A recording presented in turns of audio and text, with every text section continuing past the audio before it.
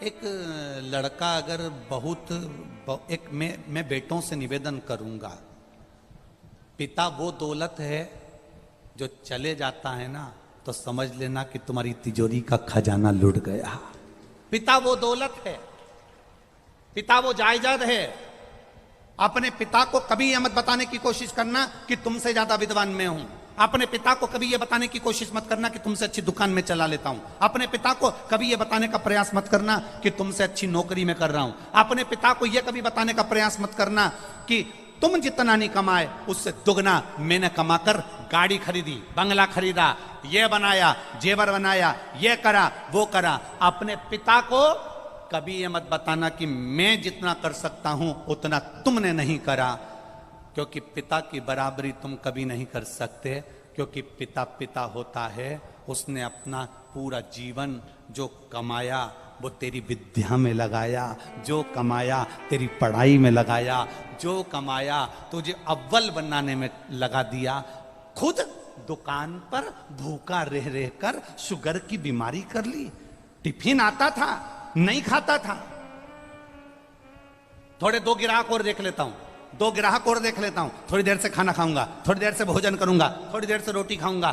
दो ग्राहक के चक्कर में मेरे बेटे की फीस जमा करना है। बाहर पढ़ने गया है, मुंबई पढ़ने गया है, पूना पढ़ने गया है, जयपुर पढ़ने गया है, कोटा पढ़ने गया है, जोधपुर गया है, मेरे बेटे की फीस जमा करना है। वो दो ग्राहक ज्यादा के चक्कर में भूखा रहता रहता रहता रहता बीपी और शुगर की बीमारी कर ली। उस पिता की होड़ मत करना जिसने अपने शरीर का एक एक रक्त केवल तेरी जिंदगी बनाने में लगा दिया। उस पिता के ऊपर तो तुझे गौरव उत्पन्न होना चाहिए।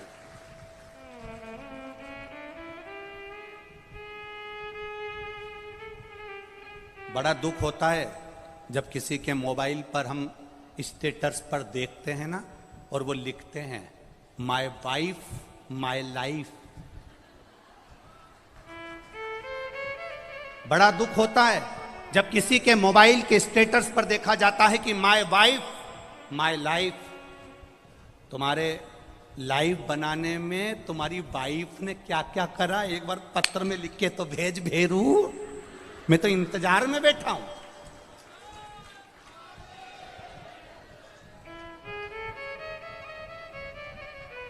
वाइफ तुम्हारी लाइफ नहीं बनाएगी, वाइफ तुम्हारे बच्चों की लाइफ बनाएगी, ये निश्चित है। वाइफ, हां, वाइफ किस जगह पर खड़ी होती है?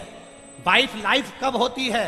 जब तुम बीमार पड़े हो, तकलीफ में हो, कष्ट में हो, कर्जे में लदालूम हो गए, दुख की घड़ी है और तुम्हारी पत्नी तुम्हारे सामने खड़ी होकर कह दे चिंता मत करना, कर्जा भी हो गया तो मरने की मत सोचना, बीमारी आ गई ना टेंशन मत लेना, मैं तुम्हारे साथ कदम से कदम मिलाकर चलूंगी, चिंता मत करना। तब लिखना माय वाइफ माय लाइफ है। ये मुझे ज्ञान दे रही है, ये मुझे समझा रही है, ये मुझे ज्ञान का स्मरण करा रही है। और नहीं तो अपने मोबाइल पर लिखना चाहिए my father my mother my life. मेरा पिता और मेरी माँ ही मेरी लाइफ है जिसने मेरी जिंदगी बनाई है। हम तुम्हारी पत्नी का विरोध नहीं कर रहे, क्योंकि हमें तुम्हारी पत्नी का विरोध करना भी नहीं है। जैसी मिली है तुम निभा रहे हो, हम तुम्हारी पत्नी का क्या विरोध करें। हमारा इतना सा कहना है तुम्हारी पत्नी तुम्हारी दुख की घड़ी में सामने खड़ी हो, तुम्हारी पत्नी तुम्हारे दुख के समय पर तुम्हारे सामने खड़े होकर कह रही हो चिंता मत करो, कोई बात नहीं, पैसा नहीं है ना, अब की बार साड़ी नहीं लेंगे करवा चौथ पर, मेरे पास बहुत पड़ी है, जेवर पड़ा है, तुम चिंता मत करना। अगर दुख की घड़ी आ भी गई पूरा जेवर उठाकर दे दूंगी, तुम्हें कर्जे से मुक्त कर दूंगी, तुम चिंता मत करना, तुम चिंता मत करना। एक बात याद रखना, जब हमारे घर में दुख आता है तब हमारे घर का सोना बैंक में जाता है या दुकान पर जाता है? काय के लिए?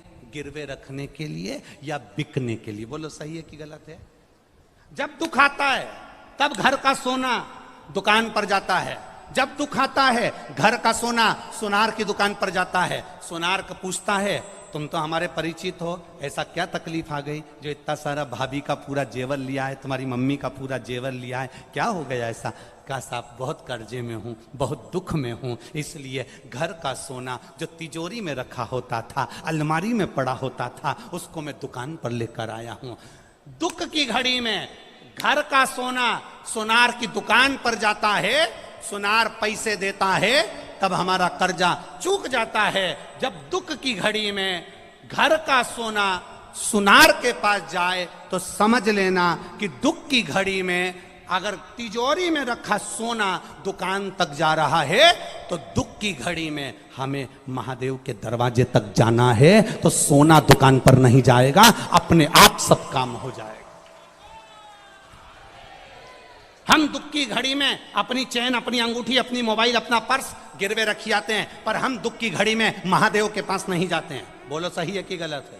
दुख की घड़ी आई, तुमने सोचा मेरी गाड़ी रख देता हूं, मेरा बंगला रख देता हूं, मेरा ये सामान रख देता हूं, मेरी चैन रख देता हूं, मेरी अंगूठी रख देता हूं। मेरा एक निवेदन है, अपने चैन, अंगूठी, मोबाइल, पर्स को गिरवे रखने से अच्छा, कर्जे में डुबाने से अच्छा, एक बार दुख की घड़ी में जैसे सोना सुनार की दुकान पर जाता है, ऐसी दुख की घड़ी में तुम मेरे महादेव के मंदिर में, लोग सोना दुकान पर ले जाते हैं, तुम 2 लोटा पानी महादेव के मंदिर में लेकर जाना, उसको चढ़ाना, 1 महीना इंतजार करना, फिर विश्वास रखना कि शिव पुराण सुनी थी तो 1 महीने में बाबा ने धीरे धीरे कर्जा चुकाया कि नहीं चुकाया। कहां से आएगा, कैसे देगा? उसका नाम कुबेरेश्वर महादेव है। वो साधारण नहीं है, बड़ा आनंद में बैठता है, अलमस्त होकर बैठता है, अपने पास कुछ नहीं रखता पर दुनिया को देने की सामर्थ्यता रखता है।